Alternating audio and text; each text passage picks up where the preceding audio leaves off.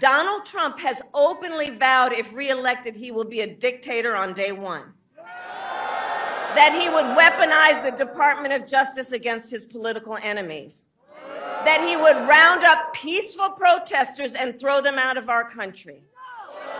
And even, quote, terminate the United States Constitution. अगर Donald Trump राष्ट्रपति बने तो संविधान को बदलने, खत्म करने का काम करेंगे।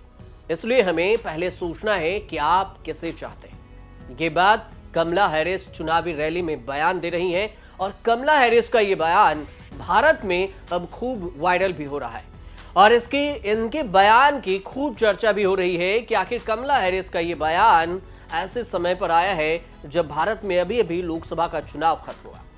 दरअसल अमेरिका में राष्ट्रपति का चुनाव है और जो बाइडेन राष्ट्रपति का चुनाव नहीं लड़ रहे।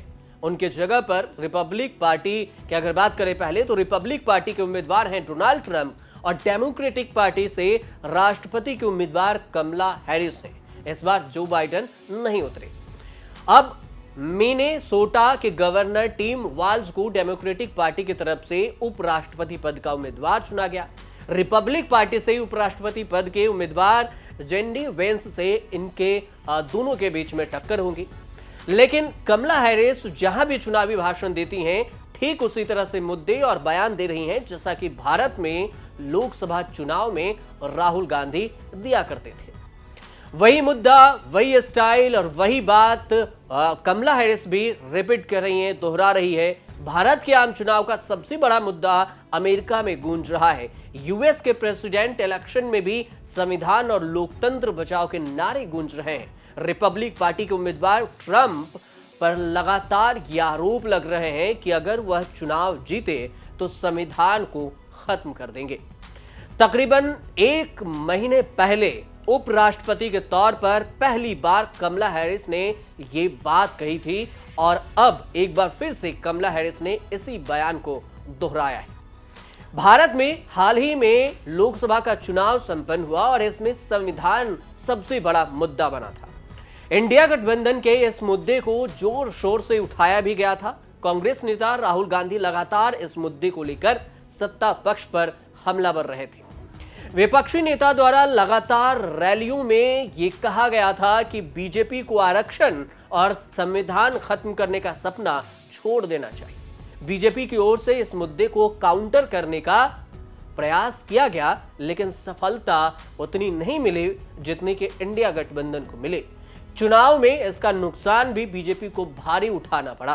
कांग्रेस पार्टी के हमारे सब नेताओं और बब्बर शेर कार्यकर्ताओं से दिल से धन्यवाद करना चाहता हूं। आपने संविधान को बचाने का पहला और सबसे बड़ा कदम ले लिया है। कांग्रेस पार्टी ने इस चुनाव में कांग्रेस पार्टी के सब नेताओं ने 2-3 चीजें की। सबसे पहले हमने इंडिया गठबंधन के पार्टनर्स की रिस्पेक्ट की, उनकी जो विशेष थी उनको हमने साथ लिया और आपने देखा होगा कि जहां भी गठबंधन लड़ा हम एक होकर लड़े।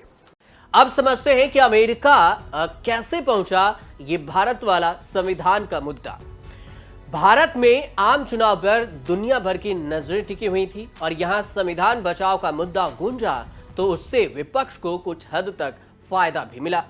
माना यह भी जा रहा है कि इस मुद्दे से अमेरिका में भी फायदा उठाया जा सकता है। दरअसल ट्रंप पर संविधान को लेकर लगातार सवाल उठते ये देखे गए हैं और उठाते रहे हैं ट्रंप भी।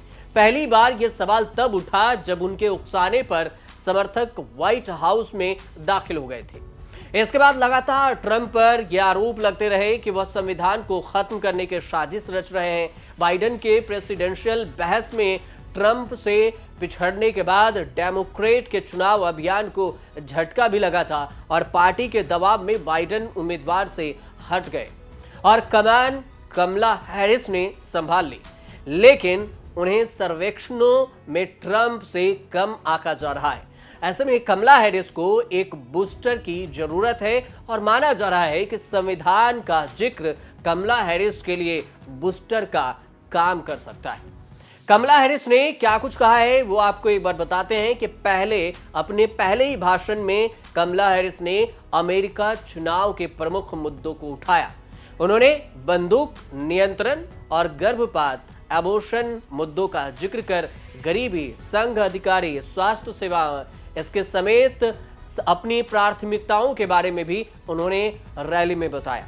कमला हैरिस के आरोप पर डोनाल्ड ट्रंप ने यह भी कहा कि मैंने देश के लिए गोली खाई है। हाल ही में उन पर हमला किया गया था। ट्रंप ने सोशल मीडिया पर भी एक पोस्ट किया जिसमें कमला हैरिस को सबसे अलोकप्रिय उपराष्ट्रपति बताया। उन्होंने यह भी कहा कि वह वामपंथी महिला है। देश नहीं चाहता कि कोई कट्टरपंथी वामपंथी महिला इसे नष्ट कर दे।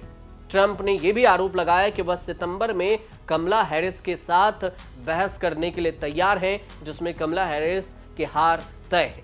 आपको यह भी बता दें कि अमेरिका में 60वां राष्ट्रपति चुनाव 5 नवंबर 2024 को होना है और मतदान 4 साल की अवधि में के लिए राष्ट्रपति और उपराष्ट्रपति का चुनाव करेंगे। उसके बाद तय हो जाएगा कि आखिर अमेरिका के नए राष्ट्रपति कौन होते हैं। क्या फिर से डोनाल्ड ट्रंप आते हैं, वापसी करते हैं, या फिर अगर देखा जाए एक गैप के बाद तो कमला हैरिस फिर से इस बार उपराष्ट्रपति नहीं अब राष्ट्रपति बनकर सामने आती है। ये तो वक्त ही बताएगा चुनाव हार जीत के बाद। फिलहाल आप देखते रहिए न्यूज़ तक।